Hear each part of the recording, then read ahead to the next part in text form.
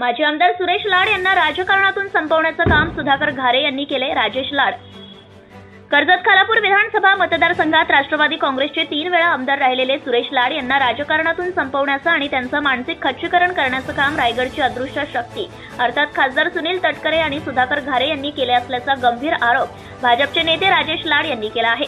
राजेश लाड हे माजी आमदार सुरेश लाड यांचे भाऊ असून ते सध्या भाजपात काम करीत आहे.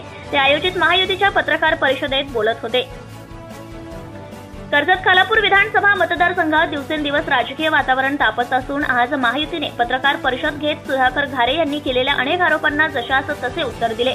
अपक्ष उमेदवार असलेले सुधाकर घारे यांचा राजकीय जन्म हा 2014 साली झाला असून माजी आमदार सुरेश लाड यांच्यामुळे ते आज राजकारणात दिसत आहे. त्यांना सुरेश लाड यांनी जिल्हा परिषदेला निवडून आणून जिल्हा परिषदेचे उपाध्यक्ष केले. ते उपाध्यक्ष झाल्यानंतर त्यांना आमदारकीची स्वप्ने पडू लागल्याने त्यांनी सुरेश लाड यांना डावलून राष्ट्रवादीच्या काही बगलबच्चे यांना सोबत घेऊन खासदार सुनील तटकरे यांच्या माध्यमातून सुरेश लाड यांना जाणून बुजून डावलून त्यांना राजकारणातून संपवण्याचं काम केले. त्यांचे मानसिकदृष्ट्या खच्चीकरण केले. सुधाकर घारे हे नेतृत्व विश्वासघातकी असल्याचा आरोप राजेश लाड यांनी केलाय.